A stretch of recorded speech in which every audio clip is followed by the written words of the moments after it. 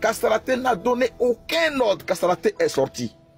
Les officiers ont dit, ah, ce qui a commencé à l'ouest, ça n'a pas tardé à arriver ici parce que à l'ouest, là-bas, à l'intérieur, il y a peu d'effectifs, il y a peu d'armement et ça fait que les gens, en tout cas, il n'y a pas assez de monde là-bas. Donc, ils vont décocher pour venir. Donc, la remontée des rebelles sur Abidjan sera plus flagrante qu'on ne le voit. Pour défaut d'armement et puis défaut d'effectifs. Donc, mon général, qu'est-ce qu'on fait dès maintenant? Doit-on anticiper à hauteur de l'autoroute ou de Yamoussoukro? Mais qu'est-ce qu'on fait? Kasaraté n'a pas donné d'ordre, il n'a pas donné de choses. Et durant tout ce temps, Kasaraté n'a donné aucun ordre jusqu'à ce que Laurent Gbagbo tombe.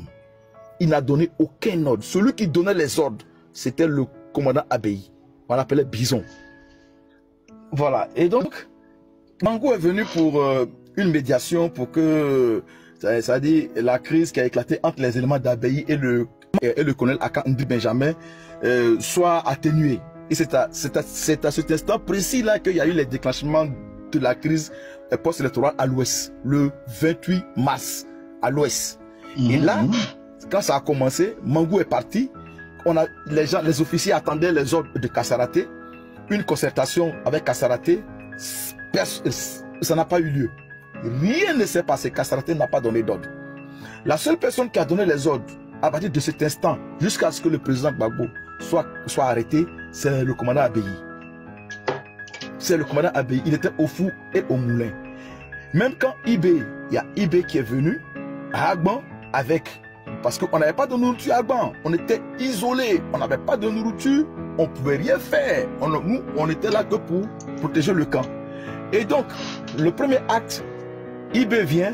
Il dit, voilà. Ibé dit, Abéi, je veux que tu te rallies à moi pour qu'on puisse, comment appelle ça, récupérer le pouvoir. Et puis, on va s'entendre. Ça dit toi et moi, ça dit que la gendarmerie et moi, on va essayer de mettre les autres hors d'état de nuit. Comme ça, nous, on va gérer le pouvoir. Alors, Abéi lui a dit non. Le seul président, c'est Gbagbo. Toi, si tu veux quelque chose, on peut te donner le port de San Pedro. Comme ça, tu vas payer tes mercenaires et puis tu vas retourner où tu es quitté. On va te nommer ambassadeur, quelque part, plénipotentiaire et tu vas gérer tes hommes là-bas après. Mais pour l'instant, nous, on ne peut pas se rallier à toi parce qu'on n'a pas le même objectif. Parce que ce que tu dis là, nous, ça ne nous arrange pas. On n'est pas là pour partager le pouvoir. Le pouvoir, il est pour Gbagbo. C'est le président qui a gagné les élections. C'est lui que nous on connaît. Il a voulu négocier. Il a envoyé de la nourriture, sac de riz, bidon d'huile, tomates, treillis. Tout ce qu'on peut envoyer à des gens qui sont affamés dans un camp, il est venu déposer. Pour négocier, il a négocié. Abéi dit pas question. On ne peut pas se rallier à toi. Toi, tu as ton domaine, nous, on a notre domaine. On ne va pas t'attaquer ici parce que tu es venu de bon cœur. Mais il faut savoir que si on se croise là-bas sur la route, là, on va s'allumer. Parce qu'on n'a pas les mêmes choses, objectifs. Ibé voulait forcément que Abéi mette à sa disposition les chars pour qu'il puisse neutraliser. Il a même envoyé, il a même donné aussi un bœuf. Oui, il a même donné un bœuf. Il a donné bœuf. Et Kasaraté, je confirme, Kasaraté a dit dans le seul ordre qu'il a donné Kasaraté, tous ceux qui veulent manger, qu'ils viennent chez moi pour manger parce qu'il y a la nourriture qu'ils ont déposée. C'était le bœuf que Ibé avait envoyé là. Les sacs de riz que Ibé avait envoyé là. C'est ça que les gens de chez Kasaraté ont préparé. C'est le seul ordre qu'il a donné. Vous voyez ça. Et là, lui-même Kasaraté, il s'est rendu coupable. Voilà. Et donc, je dirais même que Kasaraté, il a perdu un de ses neveux et un élément du commandant Abéi et son chauffeur, un officier qu'on appelait Osmo. On l'appelait Osmogel parce qu'il cassait Firong au commando des gens avec bâton. Il était le gars de corps de Kasaraté. Et Kasaraté leur a demandé d'aller chercher un bœuf à Benjerville. Voilà, à Benjerville. Alors que le commandant Abéi avait donné des ordres à tous ces éléments disant que celui qui veut s'éloigner de la caserne, qu'il me prévienne d'abord. Qu'il me prévienne. Et donc, le neveu de Kasaraté, Yéoulé Arès, était sous les ordres d'Abéi.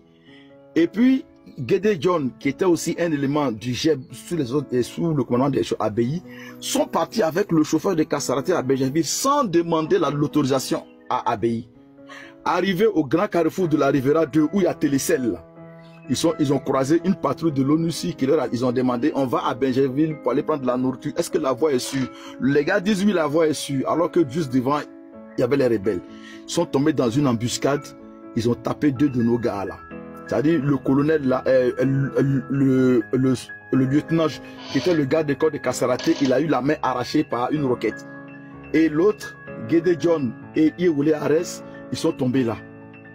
Et le troisième élément, lui, il a pu prendre ses jambes à son cou, il s'est échappé, il a fui, il a rejoint le camp le lendemain. Ce sont les villageois de Anono qui sont venus prendre les corps des 2 gendarmes là pour aller les enterrer.